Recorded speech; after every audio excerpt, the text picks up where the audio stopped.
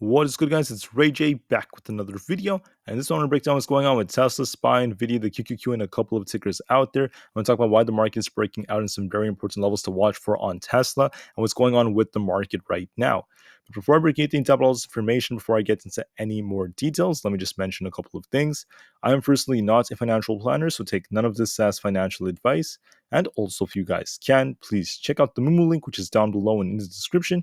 If you sign up for Moomoo, the link down below, and deposit $100 into the account, you're guaranteed 5 free stocks plus a $50 cash reward. The offer ends in just 2 days, so check it out before they run out.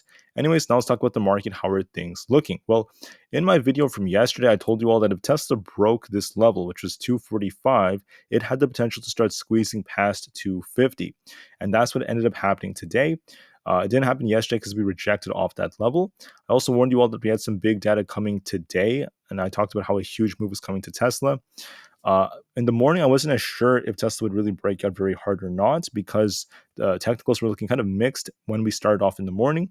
But then I warned you all that we had some big data coming, and when the data comes out, we're going to likely see a massive move, and this move could have caused a big reaction in many stocks like Aapl, and also for SPY and the QQQ and ES, and the list goes on.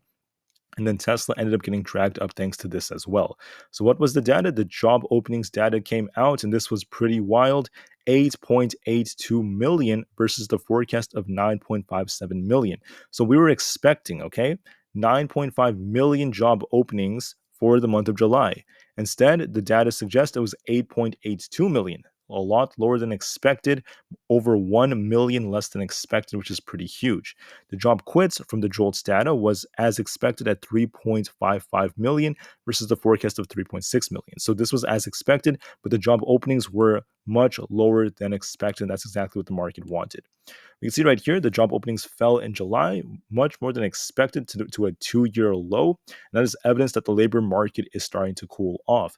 The demand in labor is cooling off too. And this is exactly what the Fed wants. So the Fed was telling us that if they keep on, if we keep on seeing strength in the labor market, right, the market is going to most likely not really like it because the Fed would have to continue to raise rates. Now the jobs numbers are looking weaker and the Fed loves it. The Fed is telling us that they're less likely to be inclined to raise rates, and they're actually making this correlation between the current inflationary levels and the labor market, and they were saying that we need some kind of contraction. Now when it comes to Tesla, the good news that came out for Tesla is the fact that it's, we're getting lots of positive articles about it pushing back to $300, lots of positive articles about the Cybertruck, but the whole market pushing up in the momentum it had is what helped Tesla push the way it did. On top of this, there was some talk about how NIO's earnings weren't really that good, and Tesla ended up just like pushing because of it. I do believe that could play somewhat of a role, but I don't think it's going to be that significant. I would say it has more to do with technicals and more with the current levels and the data that came out that dictated Tesla more, if anything. But for now, when it comes to Tesla, looking pretty good, holding up quite nicely. And the question is, how will Tesla move from here? All right, so we did pump really hard for the majority of the day. We just pumped and pumped and pumped. And now Tesla's trying to hold between this 254 to 255 area. We have some tight resistance at 255, and we're going to be watching this very carefully. So if we break 255, just hypothetically, 257.5 is a possibility, although it's looking a little bit less likely. And then if we break below 253, you're going to be watching 252 as support, then 250, and below that we have our 50 EMA at about 248.93. Then we have 247.5. So very tight levels. But one of the most important levels is going to be this previous resistance becoming support for the backtest, just over 250 basically. So that's going to be very important. For now, how is Tesla looking? So this thing pumped and pumped and pumped like crazy today. This thing went from like 238 all the way up to almost 255. Pretty crazy stuff. Now, this is significant because we pumped so much with next to no downside. And we are due for a little pullback to cool off our RSI, of course. That's going to be completely healthy. But for now, Tesla's trying to range trade in this level.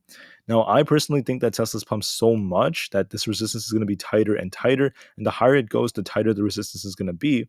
So it could end up just continuing to range trade for a bit. at these higher levels, and I think that that's what's going to most likely happen. And if it does end up breaking below it, I don't expect it to like crash or anything. I'm not saying that whatsoever. I'm just saying like a very, very healthy little pullback would be kind of expected after how much it pushed, but it should maintain these high levels because so far it's trying to consolidate. It's holding up very nicely so far. So that's what I'm leaning towards. It kind of like range trading a bit, trying to maintain these higher levels. We're going to be watching to see if it could break or not. I think it's most likely just going to maintain the levels, if anything. For SPY, well, before I talk about SPY, let's talk about Aapl. I heard Aapl had a big event for September 12th, and Aapl is continuing to hold up very, very nicely. So when we look at Aapl, okay, it's not looking bad whatsoever. In fact, it's trying to hold these levels.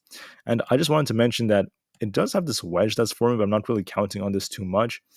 It really depends on if we get a clean break to the downside in a trend reversal or not. Once that happens, then I would talk more about the wedge. But for now, don't worry too much about this. So far, let's just look at the price action because Aapl is holding around this 183.5 area. Got a very, very big breakout today.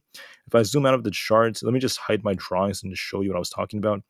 The daily candle is looking bullish. We talked about this yesterday. And if you look at Aapl, we got a very, very nice looking breakout today, forming a nice cup like formation. And Aapl is continuing to remain very, very resilient. So Aapl helps the market push up even more. If this breaks, if it breaks above 183, you're gonna be watching 184, 184.25, then 185 above that. And then for support, if it breaks down, you're gonna be watching the 182.75 area as the next support in case it does end up coming down. But so far, it's trying to hold these levels. We're going to be watching them very carefully. Aapl is still holding up around 183.5, so watch it kind of like shop around this area for the time being. And so far, as it holds up, this is good for the markets. Apple's looking very strong. One thing that does concern me is Apple's a little bit overbought, so it is due to like cool off just a little bit, but overall, there's not really a signal of that truly happening just yet. It could be developing right now, but let's just see if it could break below 183.5. A very healthy pullback would be expected, but it's not going to be that bad whatsoever.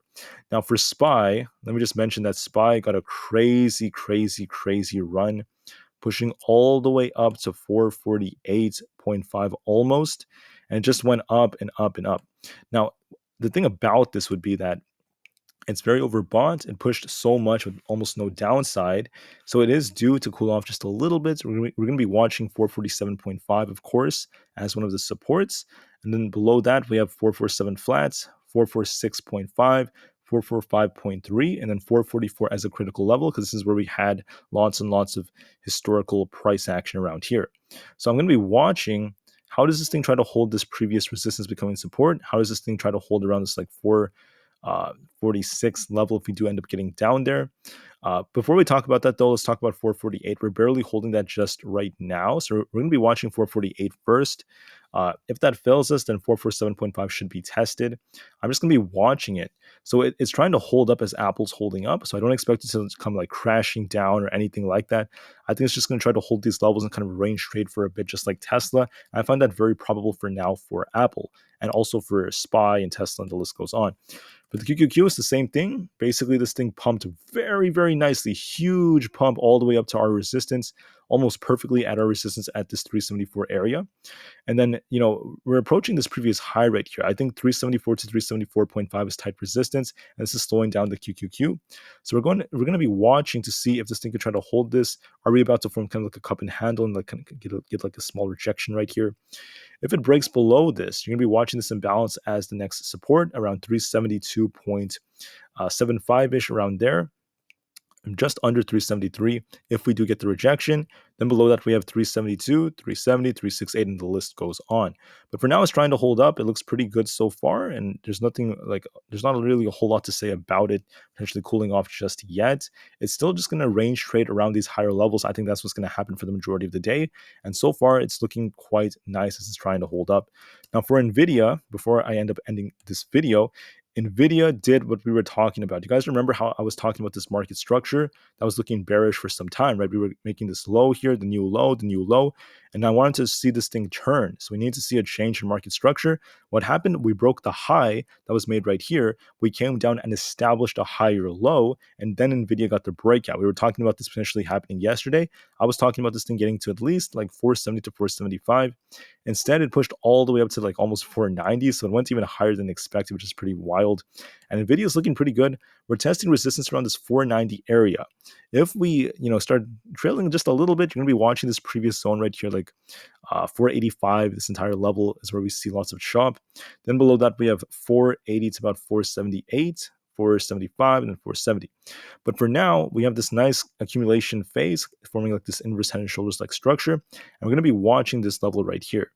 Now, the bears could argue that, oh, we have this, head and shoulders, but the thing is, there's no guarantee it's going to play out that well unless we actually break below 450. Then that's where it has some merit. We're very far from that, so I wouldn't really call that out too much.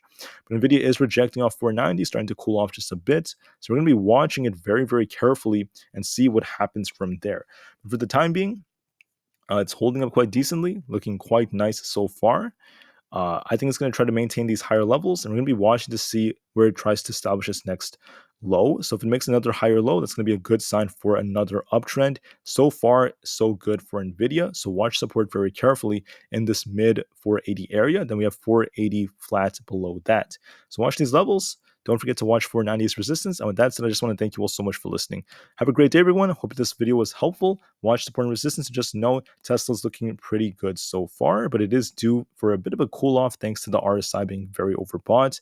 Completely normal. Nothing wrong with that. So watch the levels. Let's see it kind of like range trade around the higher levels for most of these stocks. A slight cool off is completely fine, but I do believe the market's going to try to hold at much higher levels now than where it was before, from like yesterday and the day before that. I think it's going to try to hold up a lot better for the time being. And until I see you guys again, thank you all so much for listening. Thank you, and peace out.